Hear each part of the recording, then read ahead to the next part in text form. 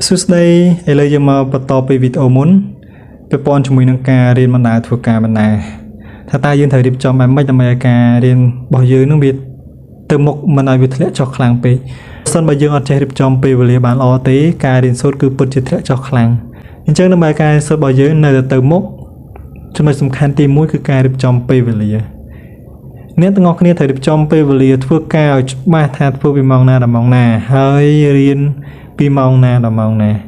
បើយើងអត់បែងចែកពេលវេលាច្បាស់ទេពេលរៀនពេលធ្វើការនឹងប្រឡូកប្រឡំគ្នាអញ្ចឹងធ្វើឲ្យការសិក្សារបស់យើងគឺធ្លាក់ចុះខ្លាំងមែនតើជាបទពិសោធន៍ខ្ញុំឲ្យអាទិភាពទៅលើការរៀនហ្នឹងគឺលេខ1ដោយសារវ័យខ្ញុំជាវ័យរៀនអញ្ចឹងអ្វីដែលត្រូវធ្វើគឺប្រឹងរៀនហើយអាការធ្វើការក្រៅហ្នឹងវាជារឿងទី2ដែលដើម្បីបានចំណូលបន្ថែមពេលកំពុងរៀនសម្រាប់ចាយវាប្រចាំថ្ងៃហើយក៏សម្រាប់សម្រួលបន្ទុកពីគ្រួសារអញ្ចឹងអាទិភាពទី1គឺការរៀនសម្រាប់ខ្ញុំគឺធ្វើការបន្តរៀនបន្តតាំងឆ្នាំទី2មកជាបទពិសោធន៍នៅឆ្នាំទី2ខ្ញុំរៀនព្រឹក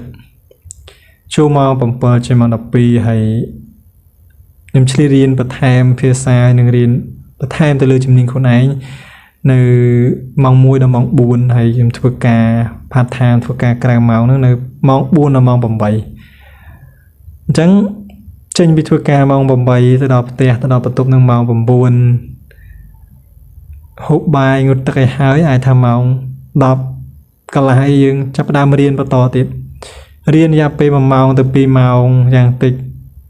ហើយយើងសម្រាកយើងដេកទៅអញ្ចឹងបើយើងអត់ធ្វើអញ្ចឹងទេការរៀនសូត្ររបស់យើងគឺពិតជាធ្លាក់ចុះខ្លាំងយើងត្រូវតាំងចិត្តថាទោះយ៉ាងណាយើងត្រូវតែបានរៀនសិនចាំសម្រាប់ទទួលស្គាល់ការរៀនផងធ្វើការផងគឺពិតជាហត់អញ្ចឹងបើយើងអត់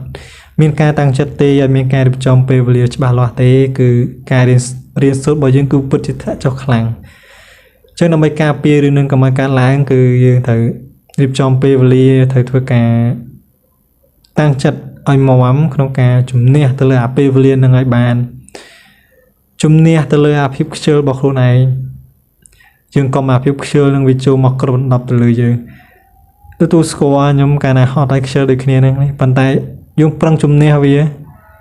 ឲ្យឈ្នះវាកុំឲ្យវាឈ្នះយើងឯងណាដាច់ខាតទៅយកឈ្នះវាបានអាភាពខ្ជិលហ្នឹងតែណាក៏មានខ្ញុំគិតថាអញ្ចឹងភាពខ្ជិលនឹងខ្ញុំក៏មានដែរហើយធ្វើការហត់ផងមិនសូវជាមានអារម្មណ៍រៀនប្រហែលទេអញ្ចឹងបើយើងអត់ចេះក្នុងការគ្រប់គ្រងវាយើងដួលទៅតាមវាឲ្យវាមកទាញយើងអញ្ចឹងការរៀនសូត្ររបស់យើងគឺធ្លាក់ចុះខ្លាំងហើយអញ្ចឹងយើងត្រូវតាំងចិត្តថាយើងត្រូវយកឈ្នះវាឲ្យបានទោះហត់យ៉ាងណាក៏ត្រូវតែរៀនសិនដែរចាំដេកចាំសម្រាកអានឹងគឺបែបហ្នឹងអញ្ចឹងវាជាបទពិសោធន៍ខ្ញុំហើយមួយទៀតអាការរៀនបណ្ដាធ្វើការបណ្ដាហ្នឹងបើសិនបើយើងរៀនវេនយប់ណាហើយយើងធ្វើការពេញម៉ោងធ្វើការមួយថ្ងៃពេញអញ្ចឹងមានសិស្សខ្លះទៀតគាត់ចេញពីធ្វើការក៏មកដល់សាលាក៏មិនសូវចាប់តុកមុខប្រហែលគាត់រត់ទៅក្រោយហើយតែក្រោយមកគាត់ទៅក្រោយគ្រូនៅមុខគ្រូបញ្យល់តែគ្រូទៅគាត់នៅក្រោយនោះបាំងសភៅបាំងវិភាគដេកលក់បាត់នៅខែគាត់ដេកហើយមេរៀនទៅមុខទៅពេលអញ្ចឹងធ្វើឲ្យអាការរៀនសូត្រនឹងវាធ្លាក់ចុះទៅមកកម្រិតទៀតហើយអញ្ចឹងមិនថាគេថាខ្ញុំទេខ្ជិលដូចគ្នាហត់ដូចគ្នាគាត់ថាព្យាយាមជំនះវាស្រាប់ឡើងវិញដើម្បីឲ្យការរៀនរបស់យើងនៅទៅមុខក្នុងពេលយើងធ្វើការនឹងដែរយើងត្រូវបែងចែកពេលវេលាច្បាស់ហើយមានការតាំងចិត្តឲ្យខ្ពស់ក្នុងការជំនះអាភាពខ្ជិលហ្នឹងអូខេហើយវីដេអូបន្ទាប់ខ្ញុំមកបង្ហាញបន្តទៀតអរគុណច្រើន